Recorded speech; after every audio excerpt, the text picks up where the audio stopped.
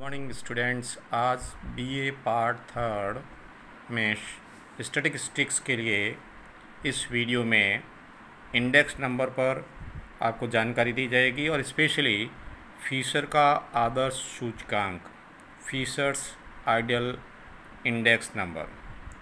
सूचकांक की रचना में लेस्पियर का नाम बहुत महत्वपूर्ण माना जाता है। उन्होंने आधार वर्ष की मात्रा तथा उन्हीं की तरह पॉशे ने चालू वर्ष की मात्रा का प्रयोग किया। जहां लेस्पियर की बात आती है तो उन्होंने सूचकांक को ज्ञात करने के लिए आधार वर्ष को महत्व दिया, तो पासे ने करंट ईयर को प्रयोग में लाए। अतः सूचकांक रचना में आधार वर्ष के स्थिर भारों का प्रयोग करना दोषपूर्ण है, क्योंकि आधार वर्ष और चालू वर्ष की मात्रा में सदा साम्य रहे, यह व्यवहारिक दृष्टि से शुद्ध व सही नहीं है कि जैसा आधार वर्ष में प्राइसेस रहे वैसी ही चालू वर्ष में रहे। यह प्रैक्टिकली संभव नहीं है। दूसरे शब्दों में हम कह सकते हैं कि मूल्यों के परिवर्तनों के साथ साथ वर्ष प्रतिवर्ष वस्तुओं के उपभोग की मात्रा में भी परिवर्तन होता रहता है। न केवल मूल्यों में परिवर्तन होता है, बल्कि साल दर साल वस्तुओं के उपभोग में भी परिवर्तन होता है। अतः आधार वर्ष और करंट ईयर को समान भार प्रदान करना ठीक नहीं है। उसको इक्वल वेट नहीं दिया जा सकता, क्योंकि इक्वल वेट देने से जो व्यवहारिक दोष है वह सामने आ जाते हैं। यही कारण है कि आदर्श सूचकांक की रचना करते हुए फिशर ने आधार वर्ष और चालू वर्ष दोनों वर्षों में प्रयोग की जाने वाली वस्तुओं की मात्रा का भार के रूप में प्रयोग करके एक सूत्र बनाया। यानी उन्होंने दोनों वर्षों में जो वस्तुएं प्रयोग की जा रही है उनकी क्वांटिटी को एक वेट के रूप में लेते हुए, यानी एक भार देते हुए प्रयोग में लाकर एक सूत्र बताया, और जिसके अनुसार आधार वर्ष के मूल्यों को आधार वर्ष के भार से और चालू वर्ष के मूल्यों को उस वर्ष या चालू वर्ष के भार से भारांकित करके गुणोत्तर माध्य ज्ञात किया जा सकता है। तो इस आधार पर हम कह सकते हैं कि जो फिशर का आदर्श सूचकांक है उसका सूत्र इस प्रकार ये रहा कि P01F बराबर √ L × P, और इसको इस प्रकार कह सकते हैं कि 100 √ summation P1 Q0 divided by summation P0 Q0, यानी आधार वर्ष की प्राइस और आधार वर्ष की मात्रा, इनटू समेशन P1 Q1, अर्थात आधार वर्ष की कीमत और आधार वर्ष की चालू वर्ष की कीमत और चालू वर्ष की मात्रा, समेशन P0 आधार वर्ष की कीमत और चालू वर्ष की मात्रा। इस सूत्र को आप देखेंगे तो P1 Q1 P0 Q0 से तात्पर्य, जैसा कि बताया जा चुका है कि P1 यानी चालू वर्ष की कीमत, चालू वर्ष की कीमत, और P0 का मतलब है आधार वर्ष की कीमत। इसी प्रकार Q1 चालू वर्ष की मात्रा, चालू वर्ष की मात्रा, और Q0 आधार वर्ष की मात्रा। तो ये संकेतक आपको बताए गए हैं। और यहाँ L और P की जो बात आई, L and P से तात्पर्य है लेस्पियर और पासे के सूत्रों से ज्ञात सूचकांक। यह किसके बराबर होता है? जैसा कि फिशर ने जो सूचकांक दिया है उसके बराबर होता है। इसकी गणना विधि से तात्पर्य है, अब क्या होता है इसमें कि प्रत्येक वर्ष के आधार मूल्य के P0 व मात्रा Q0 को गुणा करके गुणनफल का योग P0 Q0 करना चाहिए। यानी सबसे पहले इसमें क्या स्टेप बताया कि समेसन P0Q0 अर्थात यह हो गया आधार वर्ष की कीमत और आधार वर्ष की मात्रा का गुणा करके जोड़ देना चाहिए, पहला स्टेप। दूसरा स्टेप ये बताया गया है इसमें समेसन P1Q0 अर्थात चालू वर्ष की कीमत को आधार वर्ष की मात्रा से गुणा करके जोड़ दिया जाता है, तो आपका ये दूसरा स्टेप आ जाएगा। तीसरे स्टेप के अंतर्गत क्या बताया गया है, समेसन P0 अर्थात आधार वर्ष की कीमत और चालू वर्ष की मात्रा का गुणा करके जोड़ दिया जाए।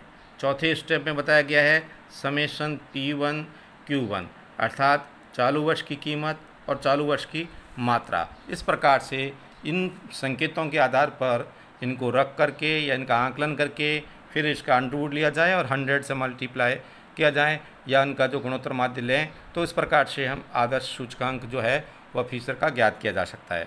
अब बात आती है कि यह आदर्श सूचकांक क्यों है, why is it called the ideal function, ये क्यों कहलाता है, इसके संबंध में बताया गया है कि प्रोफेसर इरविंग फीसर ने सूचकांक के 134 सूत्रों का गहन अध्ययन करने के पश्चात, यानी उन्होंने इंडेक्स की थ्योरी के अंतर्गत कम से कम 134 सूत्रों का गहन अध्ययन करने के पश्चात इस सूचकांक को तैयार किया और इसका कारण ही इसे आदर्श सूचकांक कहा जा सकता है। इसकी मुख्य विशेषता यह है कि यह सूत्र जो है वो परिवर्तनशील भारों अर्थात फ्लक्चुएटिंग वेट्स पर आधारित है।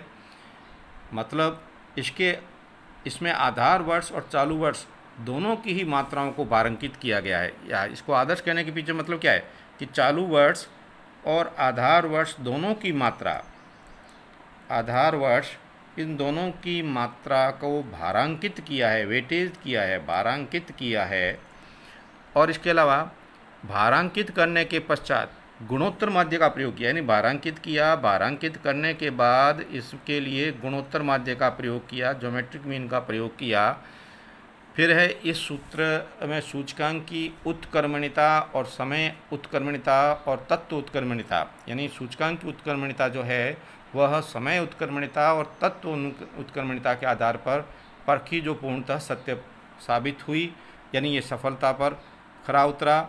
और इसके अलावा इसको आदर्श कहने के पीछे यह भी है कि इस सूत्र में किसी भी प्रकार की बायस्ड या पक्षपात नहीं है, अनबायस्ड है, कंप्लीट, क्योंकि आधार वर्ष तथा प्रचलित वर्ष के मूल्य व मात्रा का इसमें प्रयोग किया गया है, इसलिए किसी प्रकार से बायस नहीं है। तो कुछ ऐसी बातें इनमें विशेषताएं दिखने को मिली जिसके आधार पर आपको बताया कि यह सूचकांक आदर्श सूचकांक की श्रेणी में रखा जाता है। फिर भी इसमें कुछ दोष है, लिमिटेशंस है, कमियां हैं।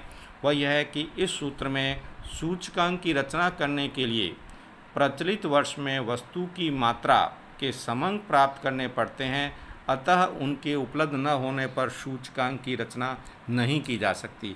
अब कई बार परेशानी ये आती है कि चालू वर्ष में जो मात्राएं कितनी हुई है उन मात्राओं की यदि फिगर नहीं मिलती है, आंकड़ा नहीं मिलता है, तो इसे गणना करने में कई बार परेशानी भी आती है। दूसरी बात यह है कि यह सूत्र चक्रीय परीक्षण को भी संतुष्टि नहीं करता है, यानी इसका जब चक्रीय परीक्षण किया जाता है तो फिर दोष दिखाई देते हैं, क्योंकि सूचकांक में भार तुलनात्मक अवधियों पर निर्भर करता है। परेशानी क्या आती है कि जो इसमें इंडेक्स नंबर है वह जो भार दिया गया है वह भार जो है वह अलग अलग अवधियों के बीच तुलनात्मक रूप से किया जाता है, तो निश्चित रूप से उसमें है वो कमी आ जाती है।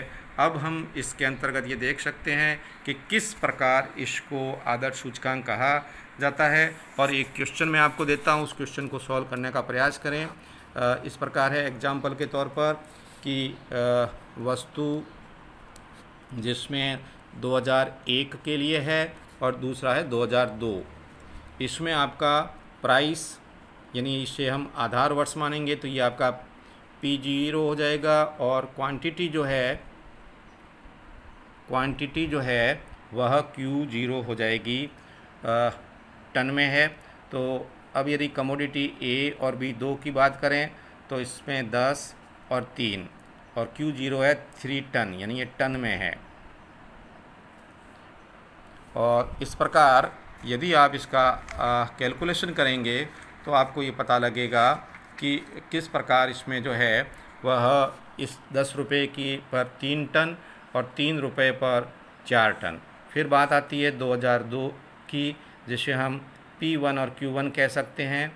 इस समय प्राइस है 20 और 15 और ये मात्रा हो जाती 4 और 3। अब आपको यहाँ जो मैंने बताया है सूत्र, इस सूत्र में रख करके इस क्वेश्चन को आप सॉल्व कर सकते हैं।